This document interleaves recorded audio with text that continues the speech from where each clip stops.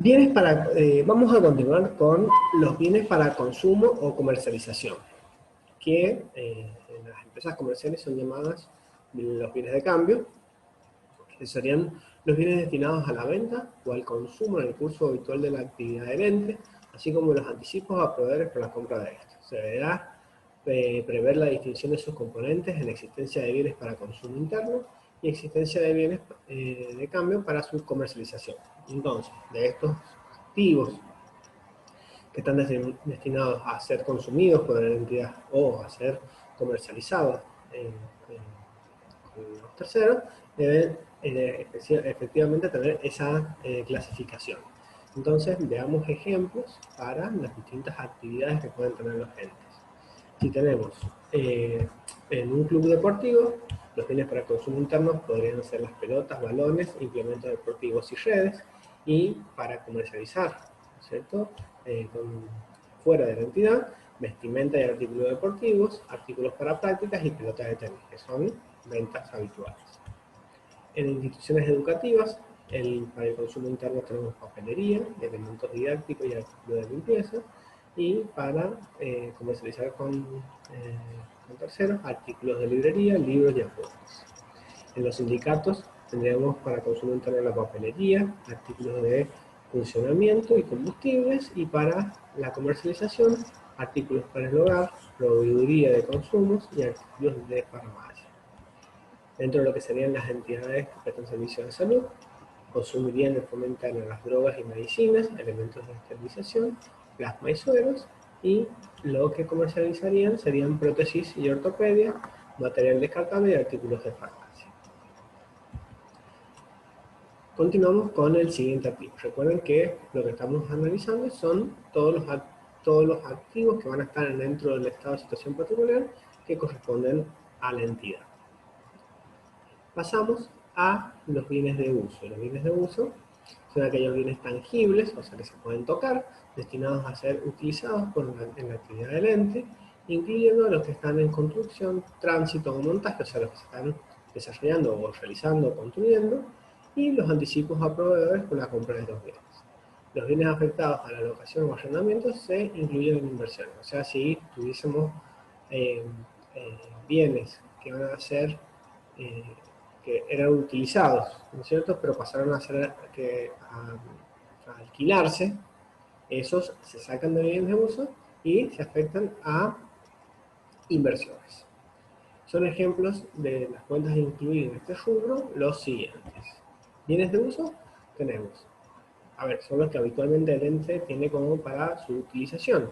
Entonces tenemos terrenos, que es el terreno donde puede llegar esta institución, el edificio donde se desarrolla la actividad, o está la administración, los rodados, que son los vehículos que se utilizan para la actividad del ente, muebles y útiles, ya sean escritorios, mesas o todo el mobiliario que tiene la institución, instalaciones. Ahí dentro de las instalaciones tenemos, por ejemplo, cualquier vitrinas, estanterías, aires acondicionados, entre otros. Obras en construcción, o sea, si estamos haciendo el edificio de administración, todo lo que es la obra en construcción también se considera muy bien de uso. Anticipo a proveedores a proveedores de bienes de uso. Esto, cuando hablamos de anticipos a proveedores, es el dinero que se le va entregando al que provee los bienes de uso, pero todavía el bien de uso no llega, ¿cierto? Entonces esa operación, por más que el bien no haya ingresado a la entidad, también se considera bienes de uso. Repuestos y envases retornables. Y fíjense que en la parte izquierda del cuadro hablamos de amortización acumulada de edificio, amortización acumulada de rodadas, amortización acumulada de muebles y útiles. Son cuando en la contabilidad de la entidad tenemos activos en el rubro bienes de uso, también vamos a reflejar la pérdida de valor que va teniendo ejercicio a ejercicio esos activos. Por lo tanto, también vamos a ir dejando reflejado esta cuenta que se llama amortización acumulada, que lo que hace es establecer un valor que disminuye el importe que tiene el bien de uso. para reflejar efectivamente cuál es el verdadero valor con la utilización que tiene. Bien, también dentro del activo nos vamos a encontrar con los activos intangibles, que son aquellos representativos de franquicias, privilegios y otros similares, que no son bienes tangibles ni derechos contra terceros, y que expresan un valor cuya existencia depende de la posibilidad futura de producir ingresos. Pero cuando hablamos de los activos intangibles, son aquellos que justamente son inmateriales, o sea, no se pueden tocar, no son tangibles, y para que la entidad pueda tenerlos reflejados dentro de su contabilidad, ¿no es cierto?, tienen que tener la posibilidad de generar ganancias futuras, ¿no es cierto? Esa es la definición que tenemos. Y deben incluirse los anticipos efectuados para su adquisición. Como dijimos, si se está pagando y todavía no aparece el activo. Y se incluyen entre los siguientes los derechos de propiedad intelectual, las patentes, las marcas, las licencias, los gastos de organización, los gastos de desarrollo, derechos de pase de jugadores profesionales, inscripciones y afiliaciones. Fíjense que todos estos activos, por ejemplo, si la entidad desarrolla una marca, la inscribe a la marca, ¿no es cierto? Esa marca, si nos vamos a un caso extremo, Coca-Cola registró su marca y con el solo hecho de tener ese nombre, ¿no es cierto?, genera un ingreso para esa empresa. Por lo tanto, esa marca tiene que reconocerse y tener un activo. Esta situación de activos intangibles en las entidades es poco frecuente, pero lo tenemos que tener en cuenta si puede llegar a haber alguno de ellos dentro de la entidad. Y los ejemplos que podemos tener dentro de lo que son activos intangibles son derecho de propiedad intelectual, patentes de invención, software y aplicativo, concesiones y franquicias, gastos de constitución, derechos de pase de jugadores profesionales, gastos de organización y anticipo para adquisición de activos intangibles. Ella lo habíamos mencionado en la definición. Y como hicimos con los bienes de uso, también debemos reconocer, ¿no es cierto?, la amortización acumulada, que lo que hace es ir reflejando, ¿no es cierto?, ese consumo de utilización de estos activos. Por lo tanto, los de la izquierda son los que van a tener un importe positivo y los de la izquierda un importe negativo, que van neutralizando y van disminuyendo el activo hasta consumir. Y nos queda el último rubro dentro del activo, que son los otros activos, que se incluyen en esta categoría, los activos no encuadrados específicamente en ninguna de las anteriores, brindándose información adicional de acuerdo con su significación. Acá, como hemos ido viendo, la totalidad de los activos se pueden clasificar en todos los rubros anteriores, y cuando no quede, encontramos un activo que no queda encuadrado en ninguno de los otros, lo tenemos que colocar como otros activos. El caso típico, y yo diría que el único en la práctica, es la colocación en este rubro es de los bienes de uso desafectados. O sea, esos bienes, nosotros estábamos utilizando un rodado, por ejemplo, para el reparto de alguna mercadería, y se deja de prestar el servicio de entrega, entonces ese bien de uso desafectado, digamos que se va a disponer para la venta en un futuro, mientras está desafectado, en vez de colocarlo como bienes de uso, lo vamos a poner como otros activos. Bien. ¿Se acuerdan que habíamos dicho que en el estado de situación patrimonial íbamos a analizar todos los activos y como contrapartida, que es los bienes que forman parte de la entidad, vamos a analizar ahora las deudas, los pasivos. Los pasivos, que son estas deudas, para la norma dice que son deudas aquellas obligaciones ciertas, o sea, que la entidad debe deberlas sí o sí, o sea, y por definición tienen que ser determinadas, que ya están, eso que dice que están devengadas y formalizadas, es que efectivamente sabemos que debemos a determinada persona, y formalizadas a través de un documento. Y La otra posibilidad es que sean determinables, o sea, que sean devengadas y no formalizadas, que es un compromiso de deuda con un tercero que todavía no se formaliza, o sea, no está el documento, pero sabemos que vamos a tener esa deuda. O sea, esas son las dos posibilidades de deudas. ¿Cuáles son los ejemplos? Órdenes pendientes de liquidación a bioquímicos. Nosotros sabemos que se le ha pedido que analice una serie de muestras, entonces ya tenemos la certeza que le debemos todo ese servicio comunitario.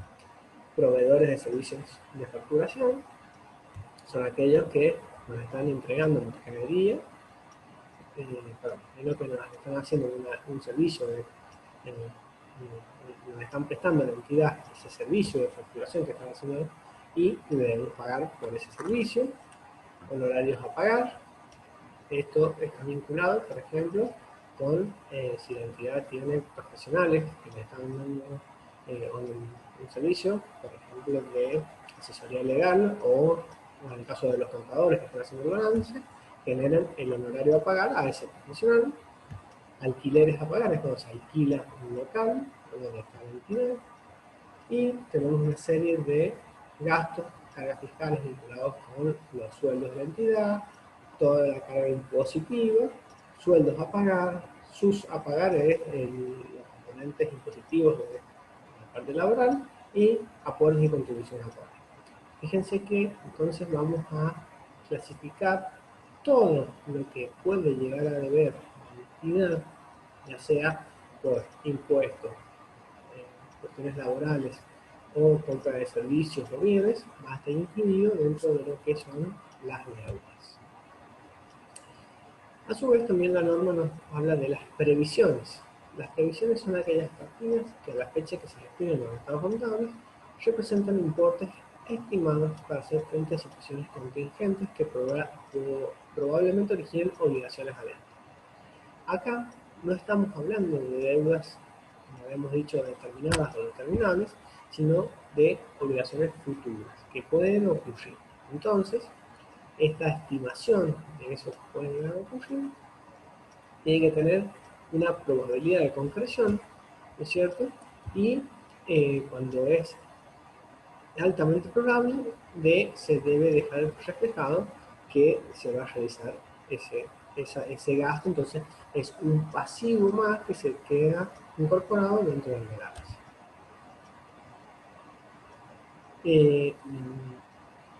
Muchas veces en lo que son las previsiones, por ejemplo, tendremos el caso de que se concreta una operación de que en una entidad deportiva, por ejemplo, que se van a comprar balones de fútbol para el mes siguiente y justo está el cierre de ejercicio y está el compromiso con el proveedor de efectuar efectivamente la operación, pero nunca no hay ningún elemento que esté concreto. Pero en el mes siguiente se concreta la operación. Pero como yo estoy reflejando al cierre, yo tengo que ver cuando cierra el ejercicio de la entidad que esa operación se concreta efectivamente en el ejercicio siguiente, por lo tanto hago la previsión diciendo de que se van a adquirir las pelotas para el ejercicio siguiente. Fondos con destinos específicos. Esto está vinculado específicamente, o están establecidos en esta categoría, los fondos que se reciben con ciertos destinos específicos. Esto ya hablando de lo que es el estado de recursos y gastos. Este ítem está compuesto por los aportes que se reciben directamente o importes netos a través de la generación de actividades con fines recaudatorios específicos. O sea, todo el dinero que ingresa a la entidad y que esté destinado a una actividad específica o a algún sector de la entidad, esto tiene que ser clasificado como fondos con fines específicos. Estos fondos se computarán como recursos en el mismo periodo en el cual se produzca el gasto para el que fueron recaudados. Esto siempre está vinculado de que siempre se reconocen los ingresos en el mismo periodo que se realizan los gastos vinculados con esos ingresos. Ejemplos de fondos específicos: fondos para la participación de Olimpiadas, fondos de la subcomisión de fútbol, fondos para la campaña de vacunación. Fíjense que se están especificados para qué van a ser utilizados esos fondos que se reciben.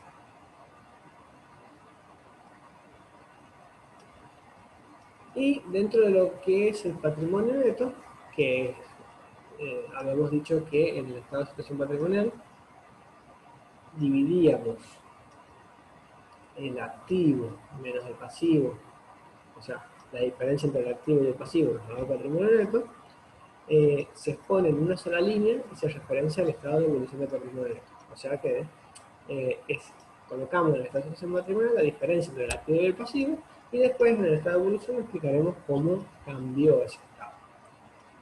¿Cuáles son los ejemplos del patrimonio neto? Es el capital, que es lo que se compromete por cargos asociados, y el superávit acumulado, que es los resultados positivos que se van generando ejercicio a ejercicio.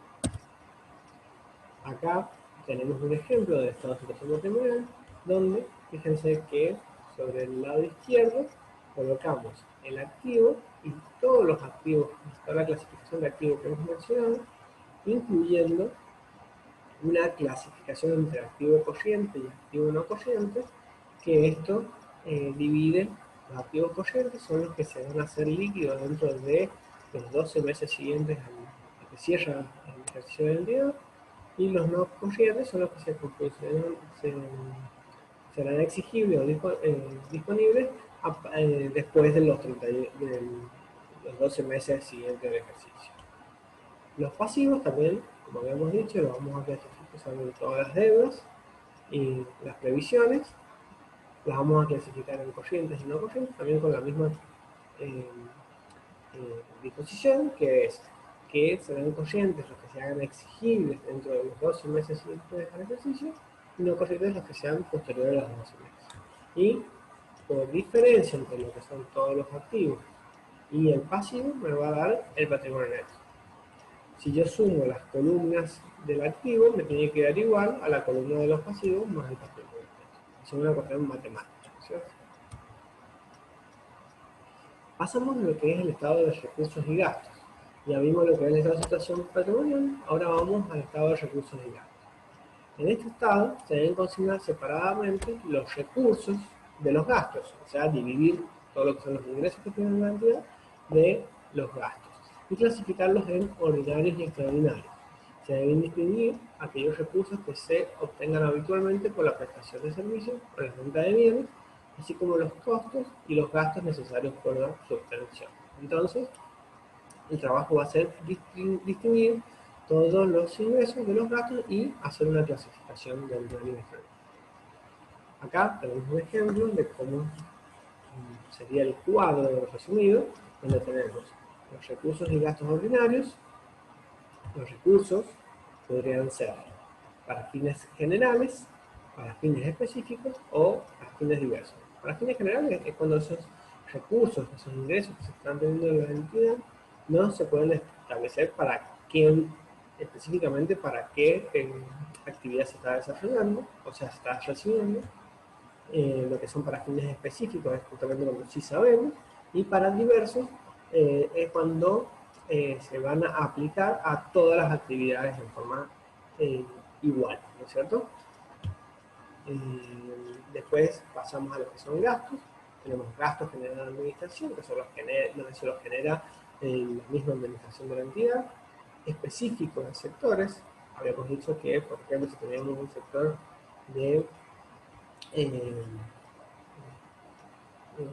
que tiene una actividad específica y tenemos un gasto vinculado con ese sector, va a estar especificado en la columna. Lo vamos a ver en los cuadros. Depreciación de bienes de uso y depreciación de activos intangibles. Habíamos dicho que era la disminución del valor de esos activos, y otros egresos y gastos son aquellos que no están clasificados en ninguno de los anteriores. Después vamos a tener resultados financieros y pertenencias, que acá habitualmente están los intereses que tiene que pagar la entidad, así como algunas cuestiones de son establecidas cuando se evalúan algunos determinados activos y generan unos resultados por ganancia, que obviamente no hace falta que los especifiquemos porque es una cuestión técnica.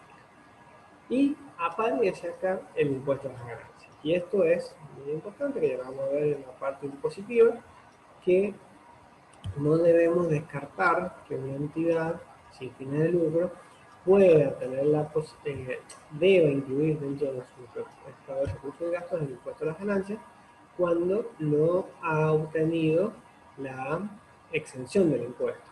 En el caso que no se pide la exención del impuesto, lamentablemente está alcanzado y tiene que estar dentro del estado de recursos.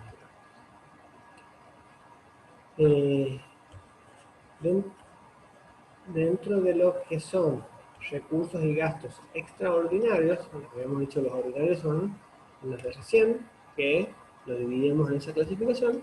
Los extraordinarios, ¿cuál es la definición para saber si son extraordinarios? Son atípicos y excepcionales de suceso infrecuente en el pasado y de comportamientos similares esperados en el futuro, generados por factores ajenos a la decisión de venta. Entonces, podemos decir que son todos aquellos ingresos o gastos que no suceden en forma habitual. Eso lo vamos a tener que clasificar en los que sean de recursos, o sea, que sean ingresos, de los que sean gastos, y por supuesto, si hay ingresos y gastos, también se le va a aplicar el impuesto a las ganancias correspondiente, siempre y cuando no tenga la exención, porque cuando está exenta la entidad, no, el impuesto a las ganancias siempre es cero. Bien, normas particulares, seguimos con las normas con la exposición, ¿no es cierto?, del RT11. Cuando en el ente en cuestión se realizan simultáneamente distintas actividades, es recomendable que los ingresos, recursos, así como sus respectivos gastos, se pongan en forma de información complementaria por separado para cada actividad. Entonces, por ejemplo, las distintas actividades que puede tener una entidad, puede ser que tenga un sector deportivo, un sector cultural, un sector benéfico y de enseñanza. Entonces, vamos a tener que ponerlos en columnas, ¿no es cierto? Ya vamos a ver el ejemplo, donde se van distribuyendo los ingresos y los gastos en función de esas actividades. Recursos para fines generales. ¿Se acuerdan? Habíamos visto dentro del cuadro, tenemos los recursos y gastos ordinarios, dentro de los recursos para fines generales. Entonces, son aquellos destinados para cumplir los objetivos del ente. ¿Cuáles serían los ejemplos?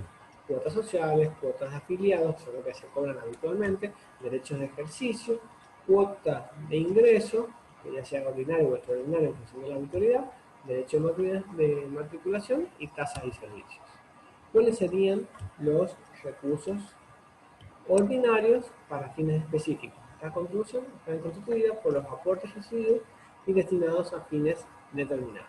Recursos que se recibieron a través de la generación de actividades con fines recaudatorios específicos, originalmente destinados a la prestación de un servicio o a la erogación de fondos en un momento futuro relacionado con bienes a suministrar o servicios a prestar en un grupo determinado de asociados, a ciertos sectores de la comunidad o a la comunidad en general, luego de que dichos bienes han sido suministrados o los servicios han sido prestados. Entonces, en definitiva, recursos ordinarios son los ingresos que se han desarrollado gracias a la actividad principal que tiene el ente. A estos recursos para fines específicos, ahora, a ver, el primero estaban vinculados con fines generales, que es para cubrir todas las entidades. Para fines específicos son los mismos, pero que han sido recibidos por determinadas actividades específicas. Y fíjense que tenemos como ejemplo cuotas aportadas para participación en olimpiadas, cuotas aportadas para su comisión de fútbol, donaciones recibidas para campañas. O sea, esos ingresos están vinculados con esas actividades que hemos establecido.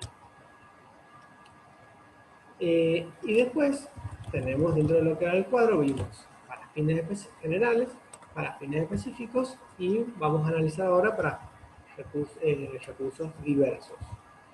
Se incluyen aquellos recursos ordinarios que no se clasifican para fines generales ni específicos. Ejemplo, venta de bienes en desuso. aquellos activos que ya no se usan, se venden, y fíjense que no tienen un destino ni para una actividad ni para actividad en general.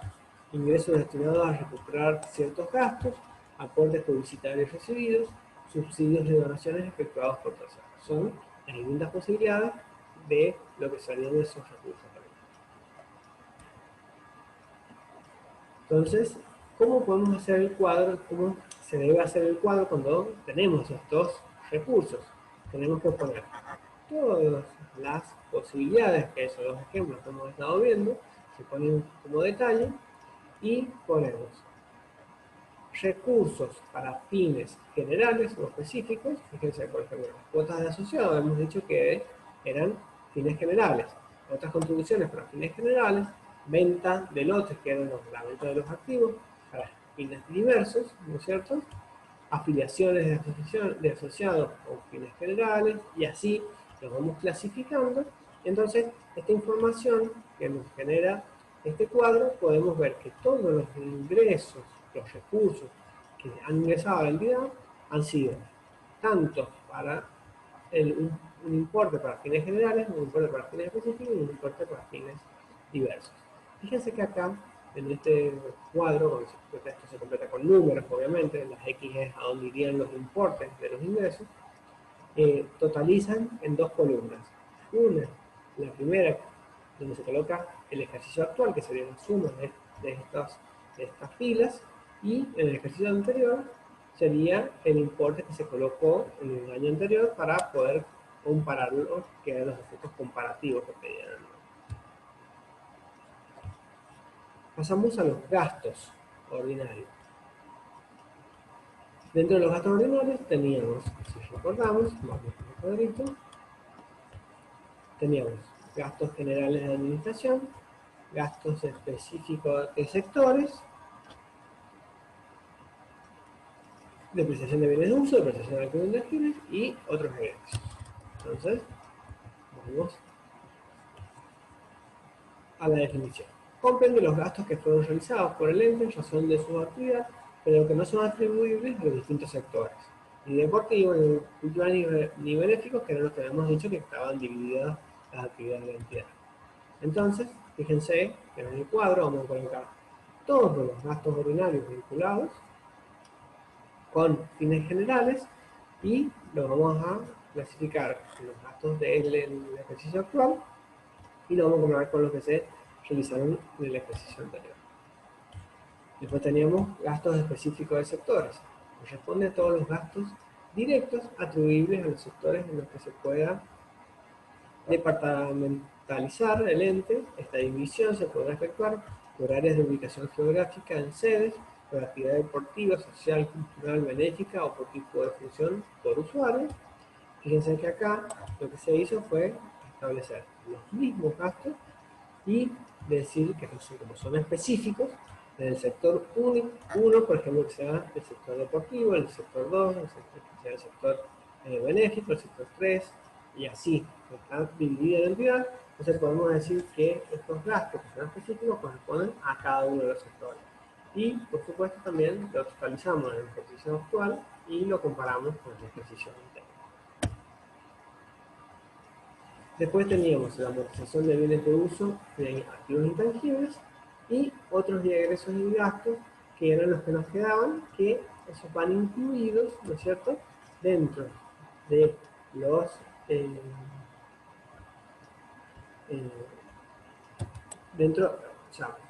de los que son específicos, y si hacemos un resumen de los gastos según el anexo o de las partidas, lo vamos a tener que colocar, ¿no es cierto?, en cada uno de los sectores donde esté aplicado esa disminución de eso. Bien, como les había indicado, también teníamos una línea que era resultado financiero y pertenencia, incluido el resultado por exposición al cambio de poder adquisitivo de la moneda. Hoy en día es el famoso ajuste por inflación, porque en la contabilidad también tiene que quedar reflejada lo que es el efecto inflacionario. Por lo tanto, en esta línea donde están los resultados financieros, que serían los intereses que se han pagado o los intereses que se han cobrado, en el caso de que realice actividades que generen intereses, más el efecto inflacionario. Obviamente que este concepto tiene una complejidad técnica que obviamente lo va a desarrollar el, el mismo contador que desarrolla el balance. Bien. Superávit, déficit ordinario del periodo del ejercicio, y vamos a decir que va a haber superávit cuando los ingresos superen los egresos, o va a haber déficit cuando la viceversa, que los gastos sean superiores a los ingresos. Entonces, acá dice que es el resultado de sumamos los recursos ordinarios, restamos los gastos ordinarios, sumamos o restamos los resultados financieros de pertenencia, que serían los intereses que hemos hablado, y restamos o sumamos el impuesto a las ganancias. Y ahí tenemos el resultado ordinario del periodo. Luego, siguiendo la línea de lo que es los resultados que están en el estado de recursos y gastos, tenemos los gastos extraordinarios, que eran los atípicos, los que no se desarrollan de forma frecuente y que no tienen comportamiento similar en el futuro, que vienen después. Terminamos diciendo que el superávit o déficit final del ejercicio va a ser los recursos y gastos ordinarios más los recursos y gastos extraordinarios, nos da el resultado final, ¿no es cierto? Y cuando se realizan diferentes actividades y se declare simultáneamente diversas actividades, las deportivas, culturales, benéficas, como hemos dado el ejemplo, deberá presentarse los recursos y gastos por separado por cada una de las actividades principales que el ente desarrolla. Entonces, fíjense que en definitiva el estado de resultado, que es el estado de recursos y gastos, va a estar con todos los elementos que hemos ido desarrollando a lo largo de la exposición, y todos se van a colocar los importes en el ejercicio que tenemos actualmente y en forma comparativa con lo que sucedió en el ejercicio anterior. Fíjense que entre los recursos y gastos ordinarios vamos a tener un resultado ordinario y después le sumamos los extraordinarios y llegamos al superávit o déficit final que comprende las dos actividades. Bien, acá terminamos de ver lo que es el estado de recursos y gastos y pasamos al estado de evolución del patrimonio neto. La definición que tiene en la resolución técnica número 8 es que informa la composición del patrimonio neto y las causas que cambian de cambios acaecidos durante los periodos presentados en los rubros que lo integran. Esto quiere decir que, si bien nosotros habíamos dicho que lo sacamos por diferencia entre el activo y el pasivo, también cuando se llama el estado de evolución, el objetivo es ver cómo ha evolucionado, porque pasamos de un año tenemos un importe y al año siguiente tenemos otro importe, de decir cuáles fueron las causas que generaron esa variación. Por lo tanto, tenemos que ver si fueron aportes de los asociados o superávit o déficit acumulado, que sería si hubo ganancia o pérdida en el ejercicio. Entonces, fíjense, ¿cuáles pueden ser los factores que afectan que el patrimonio neto crezca o disminuya? Es por aporte de los asociados, que aporten capital, este ajuste del capital es cuando aparece la inflación, aporte de fondos para fines específicos, que es un elemento que puede haber dentro de lo que es los aportes de los asociados, o que los resultados, o sea, estos superávit o déficit acumulados, se incrementen o disminuyan en función de lo que nos da el estado de recursos y gastos. Vamos a ir directamente al ejemplo, porque acá están las definiciones de cada uno de los elementos que conforman ya sea los aportes de los aportes de los fondos específicos, como los superávit o déficit que pueden generarse con los estados de resultados. Y fíjense que llegamos al cuadro del estado de evolución, donde vamos a arrancar con, en esta primera fila, todos los importes que tenían cada uno de los rubros que acabamos de ver en el ejercicio anterior y vamos a ver si hubieron aportes, ¿no es cierto?, de los asociados, o en esta última línea se coloca lo que arroja el estado de recursos y gastos, y en definitiva nos queda esta última línea, cómo queda el patrimonio neto. Esto ayuda a ver cuál ha sido el fundamento de que se haya incrementado el patrimonio o que se haya disminuido, ¿cierto? Nos explica las causas. Bien, y para terminar con el último estado de los balances, tenemos el flujo de efectivo.